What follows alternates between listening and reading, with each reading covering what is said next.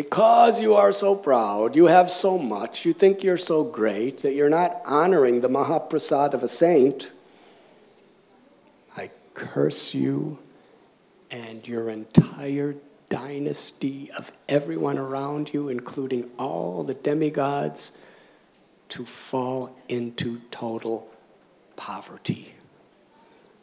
Harivo. Now, Queen Kunti said, Akinchana Gocharam. That means it takes one who is in poverty to cry out the name of Krishna. Now, poverty doesn't mean necessarily that you lose everything you have in this world. Because even people could lose everything they have in this world and still be proud. That means it's not bona fide poverty. Real poverty means that we're no longer thinking in terms of I and mine. King Prataparudra, he was the king of Orissa, but he was a Kinchana Gocharam because he understood everything belongs to Krishna, and he wanted to use everything in Krishna's service. Yudhishthira Maharaj and his brothers, they were in poverty when they were living in the forest for 12 years. But then they were made the kings of the world. But for them, they were still a Kinchana Gocharam because they didn't consider anything to be their own. It's Krishna's children. It's Krishna's wealth. It's Krishna's position. It's Krishna's power. I'm just servant of the servant of the servant in whatever situation. And we're grateful for whatever situation because there's always service. And there's always a chance to turn to Krishna and chant his holy names. Hare Krishna, Hare Krishna, Krishna Krishna, Hare Hare, Hare Ram, Ram Ram, Hare Hare. Hari Hari. So the Asuras took advantage of the situation and attacked. And the Devatas, they tried fighting, but it was impossible. And all they could do is run away and hide. Now, this is really an embarrassment. In front of their wives and their children and their subjects, they're running away and hiding. They lost everything. But what did they do? First, they tried their best, but it was totally out of their control.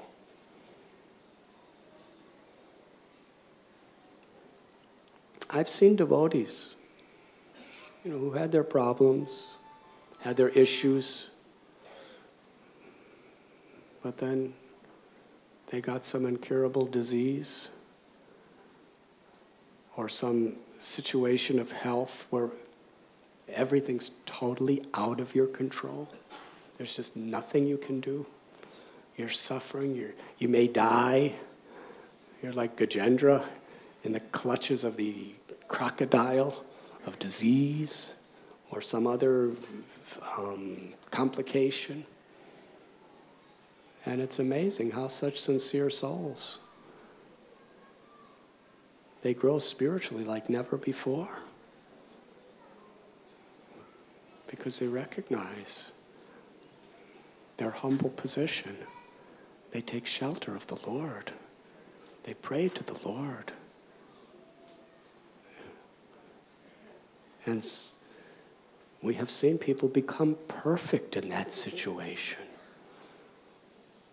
where they honestly accept the fact, not just in theory, but in realization, I am not the controller. There's forces beyond me. I desperately need the help of Krishna.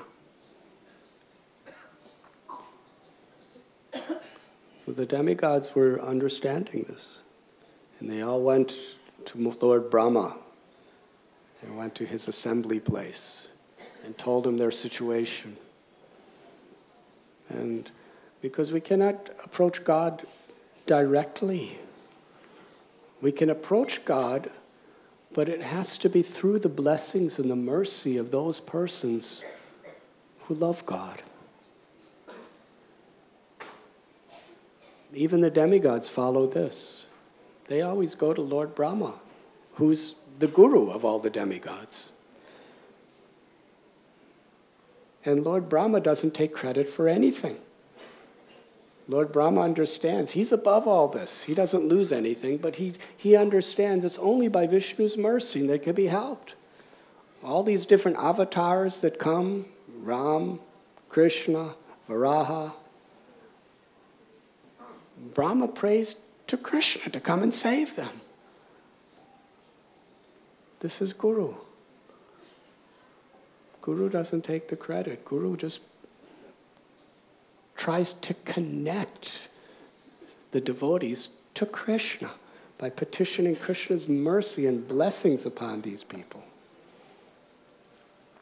So he took them all to the ocean of milk, and there Brahma prayed with all the rest of them. And Krishna gave them good lesson. Now, we're almost out of time for my talk because we want the China devotees to speak. But as far as Kumbh Mela goes,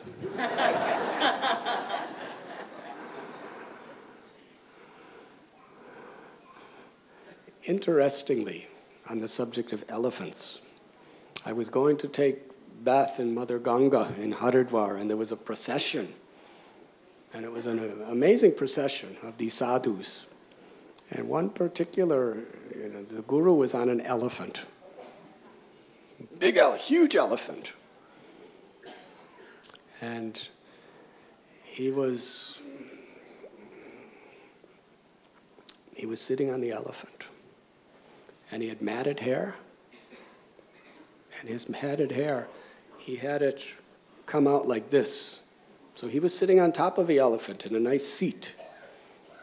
And his hair was so long that it practically went all the way down below the body of the elephant on both sides. It must have been, I would estimate his hair was, he was probably about 5 feet tall. Maybe 5'5", like me. But his hair was probably 8 feet long. Because it went down from his head, across his whole body, and then all the way down practically to the belly, to the bottom of the belly of the elephant on both sides. It's actually quite nice to see.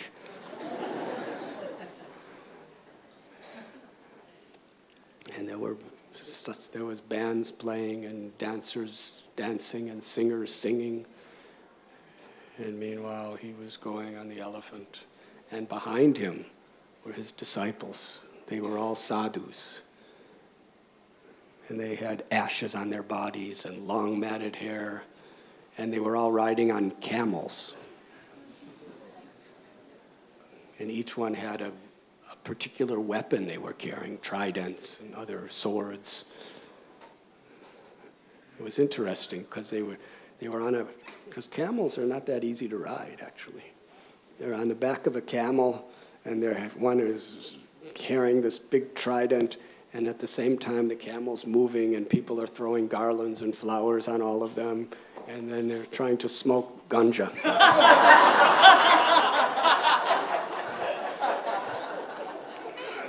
I was afraid he would fall off the camel, either due to intoxication or just the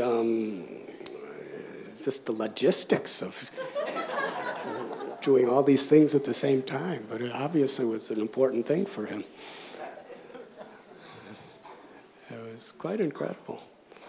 And all the government agents and all the government people and there were thousands of people offering garlands to all of them as they were going down the road. And every half a block, people were coming out with these nice mango lassi drinks and everything to give.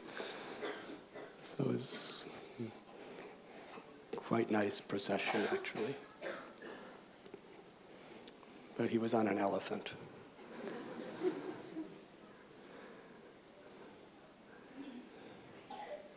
So, Vishnu, he speaks to the devas. And when Vishnu wants to help you, he does it in a way that you actually become self-realized if you just take advantage of the opportunity he's giving. Vishnu could have just, he's in the hearts of all the asuras, yes, he's the Paramatma. He could have just taken a Sudarshan chakra from within their hearts and just go, psh, and all the asuras are gone.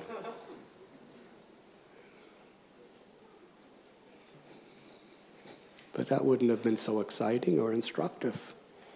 So he said, make truce with them for the higher cause of getting nectar. And this was very interesting, because however much we are different from each other, we can unite for the higher principle. That's what the Sankirtan movement is, uniting for the higher principle. Now for them, the higher principle was their own personal sense gratification for the asuras.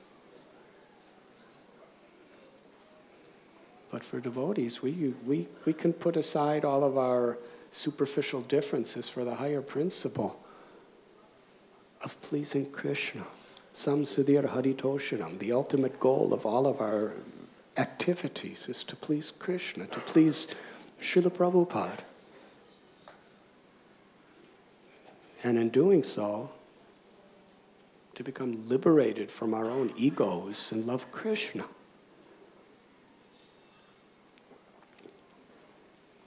So for the purpose of nectar, they united to churn this ocean. And then it's a long story. We discuss it many times. We're all united for the purpose of the nectar of devotion. Yes, Bhakti Rasamrita, Sindhu. This nectar is not just coming from an ocean, it is an ocean.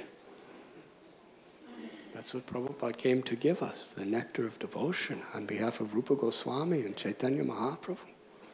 So we are united to get that nectar and to spread that nectar. But it doesn't come easy. So many difficulties they were going through. They couldn't lift the mountain, then the mountain started sinking, then the mountain started shaking, then fire started burning them. Long efforts. And Krishna was right there to help them at every stage whenever they turned. And finally they started. Finally, after all this hard work and risking their lives and troubles and problems just to get the churning situation established, then they start churning. Whew, it's actually working now. Whew, whew. And what comes out? Poison. Lord Shiva drinks the poison. To show the ultimate service of the Lord is to show compassion to others, even if it means taking sacrifices and risks to oneself.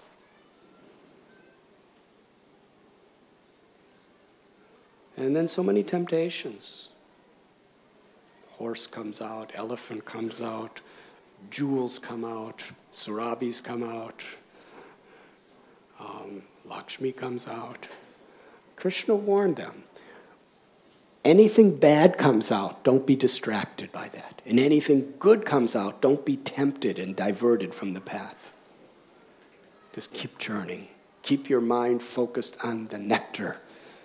As we're churning our hearts through chanting Hare Krishna and following the path of bhakti, sometimes very difficult obstacles like poison comes. We cannot be disoriented. We cannot give up our hope. We have to keep focused on our goal. And other times, wonderful temptations and opportunities can come that can divert us from the path. We have to keep focused. And in order for that focus to be real, we need to We need to perform our sadhana sincerely every day, and we need very, very good association. Without good association, good hearing and chanting God's names, reading Bhagavad Gita, Srimad Bhagavatam, we can easily get diverted, either by the difficulties or by the charming opportunities that we get. They'll all come. We need to help each other keep our focus on the goal, pure love of God, and not stop with anything else. And eventually, Dhanvantari came out with a golden pot of Amrita. Just what they wanted. The demigods were so happy to see the Lord come out with this. But after all that work, all that trouble, the Devas took it all away. Another test. We trusted Krishna. And now they have it all, and they're going to drink it all, and things are going to be worse.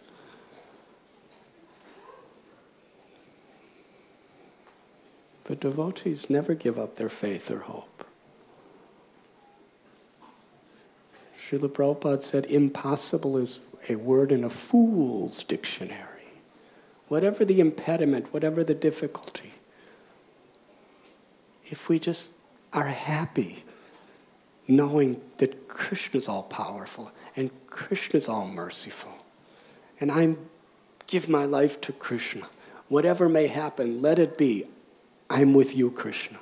I'm for you, Krishna. As the servant of the servant of the servant. We have nothing to fear. It was an impossible situation until Mohini Murti appeared.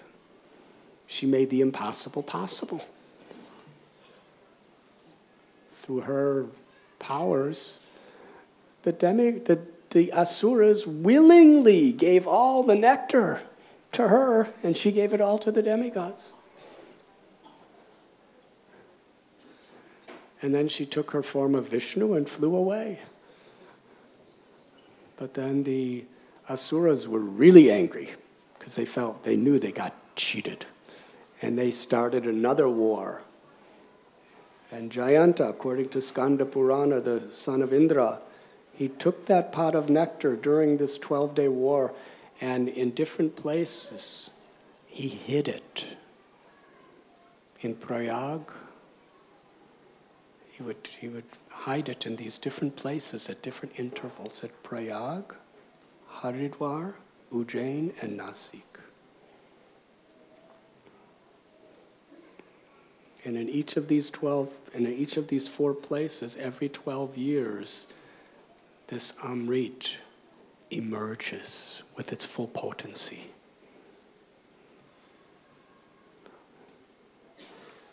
And according to what people want, Krishna reciprocates. If you go with real faith, and faith in this nectar, faith in the Ganga, faith in the Kumbh Mela, and with this real faith you go because you want something material, then you'll get blessed to get that material blessing. If you want mystic cities, like many of the yogis, they will get mystic cities. If you want liberation, if you're a Brahmavad, then you'll get liberation. If you want pure devotional service, then you will be enriched, and the doors will open wider, and there'll be more support and more facility given to you by the blessings of that to achieve pure devotional service. So many different people are going. Out of the 20 billion people that go, people are asking for different things.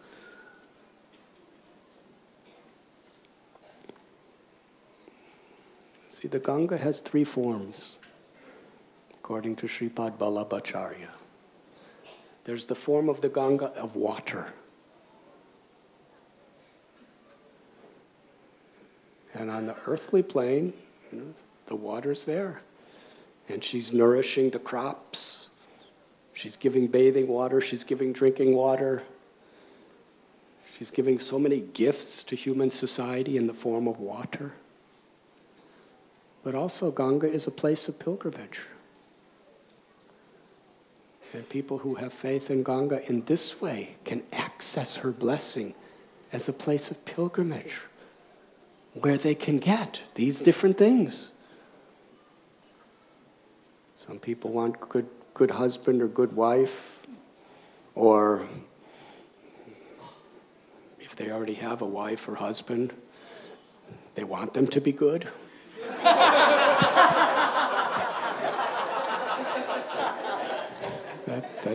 That's a more difficult thing to ask Mother Ganga. Make my husband or my wife the way I want them to be. Or they want to pass their exams, or they want their business to go better, or they want to win an election. So many things. People are going to bathe in the Ganga with some faith. Others want powers, mysticism. Others, they want love of God. So Ganga appears as a holy place of pilgrimage. And then the third aspect of Ganga is she is the divine goddess, an expansion of the pleasure potency of the Supreme Lord. And if we love her as a person and have faith and worship her as a person, then she could give pure bhakti. Sri Chaitanya Mahaprabhu, what was his faith in Mother Ganga? Should I continue?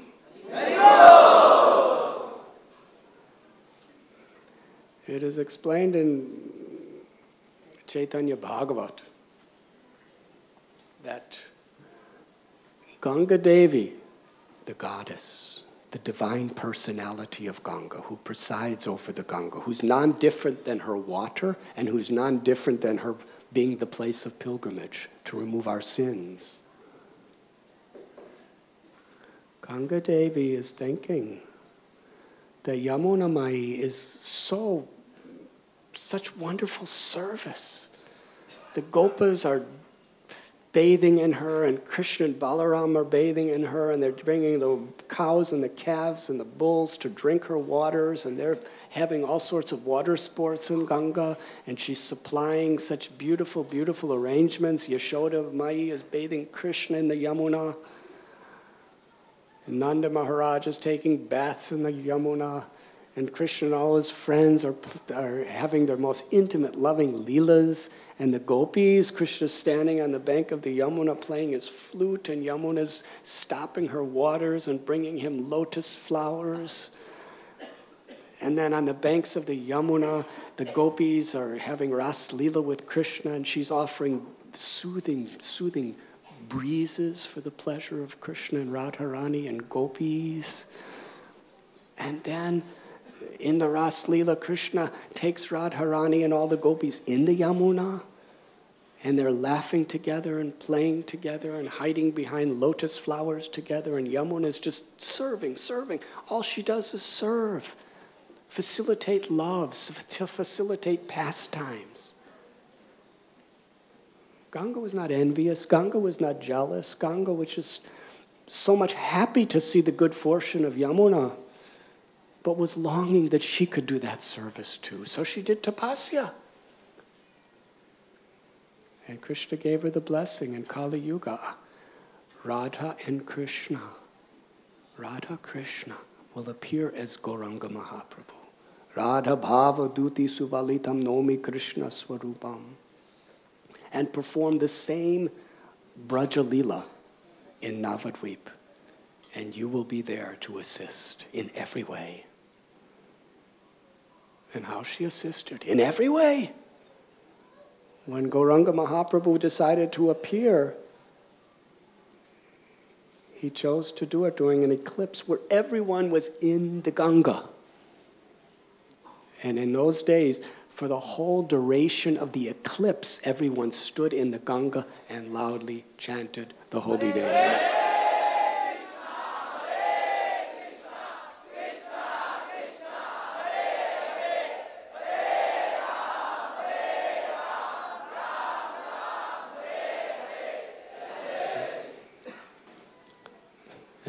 Nimai, when he was a little boy, his mother would make all nice arrangements for him to bathe in Ganga.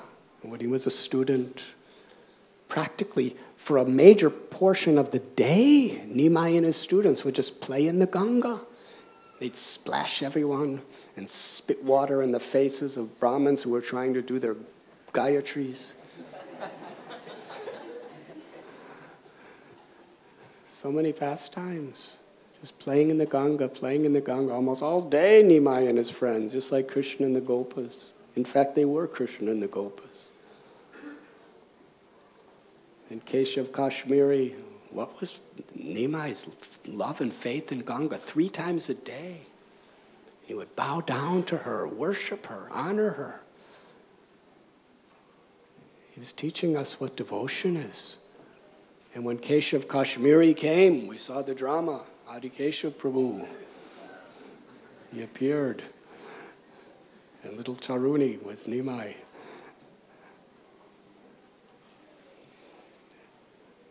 And Nimai said, "Oh, you are the greatest of all Pandits. Gada Saraswati appears on your tongue every time you speak. Please compose verses in glorification of Mother Ganga."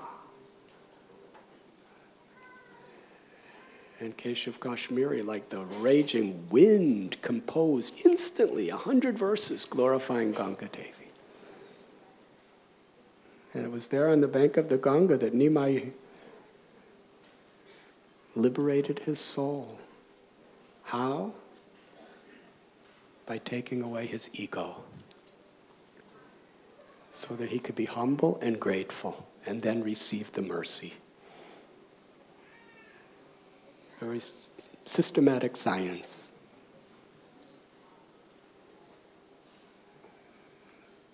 And Mahaprabhu, he inaugurated the Sankirtan movement on the bank of Ganga.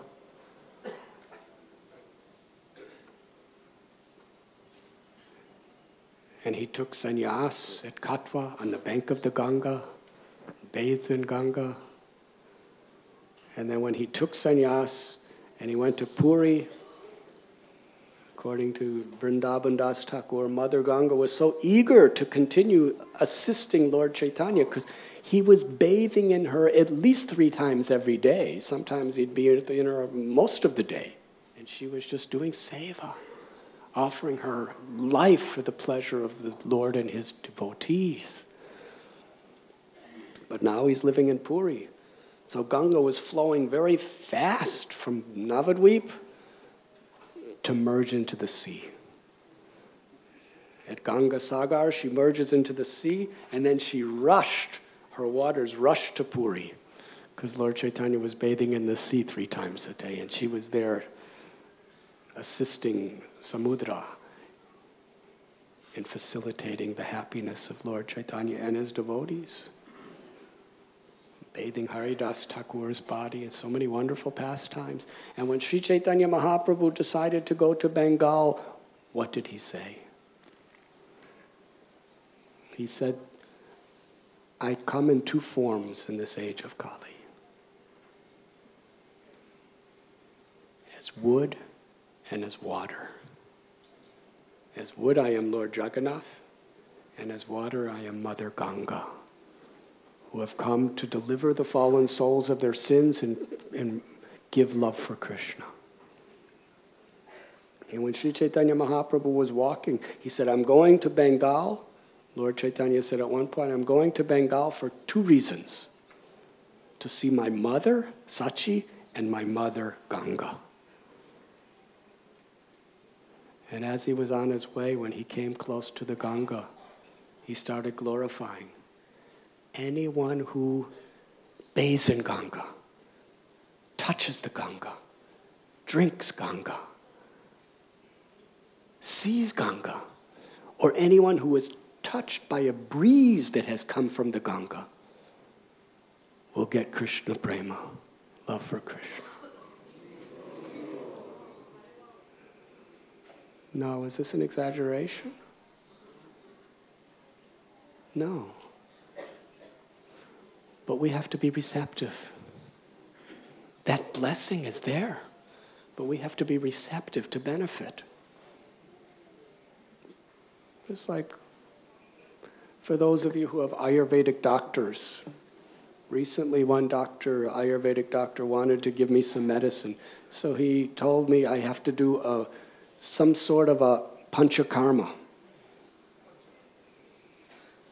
By doing that panchakarma, an abbreviated version, he said that will facilitate the ability to digest and assimilate the medicine.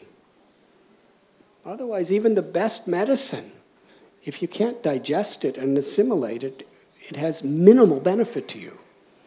To the degree you have the power to assimilate a medicine, it actually takes effect. So to the degree we are humble, to the degree we are grateful, to the degree we really, really deeply have a service attitude, to the degree we really have faith, then yes, just the breeze of the Ganga can awaken love of God with us if we have the receptivity to digest that blessing. If you eat a Anakuta Govardhan Puja feast, and you're laying on your left side, wishing you hadn't eaten so much, and someone comes with a big, gigantic gulab jamun and says, "Please take this," what will you do? We will go, You have no power. But if you're really hungry, then you could really appreciate it and you could assimilate it. You can digest it.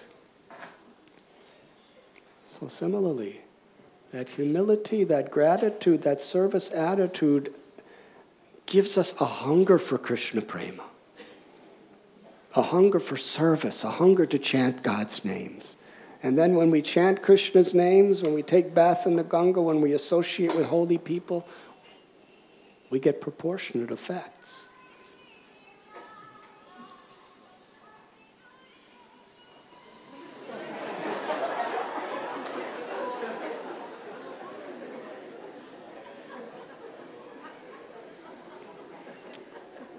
Thank you very much.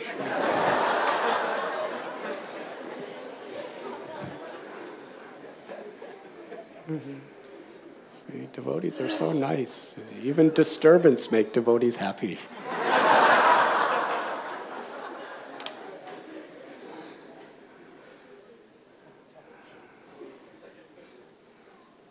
So this is Sri Chaitanya Mahaprabhu's appreciation of Mother Ganga.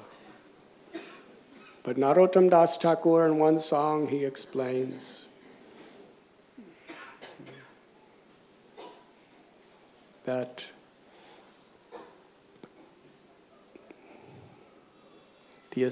by bathing hundreds of times in the Ganga, one could be purified of sins. And eventually love of God could awaken.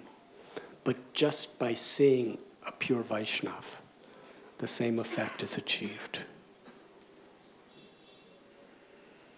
Because devotees of the Lord, they are holy places personified. And Srila Prabhupada explained in regard to Kumbh Mela, people come to bathe in the Ganga, but because they don't have proper understanding, they don't have proper gratitude, they don't have proper conception of what the purpose of life is, they take their bath in the Ganga, but they don't really benefit very much.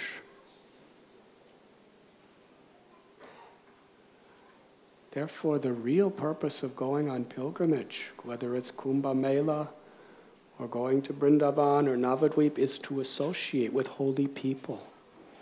Because the Ganga of the Hari Katha that is coming from their mouths, the Ganga of the blessings that are coming from their hearts,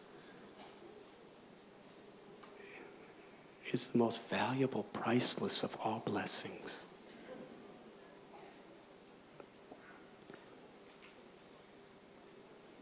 And Prabhupada would quote Vedavyas that those who go to the holy place just to bathe in the river without associating and seeking out saintly people This is a symptom of Kali. Yes, Ganga is all merciful, but without the blessings of saintly people and learning from them, we cannot access that blessing.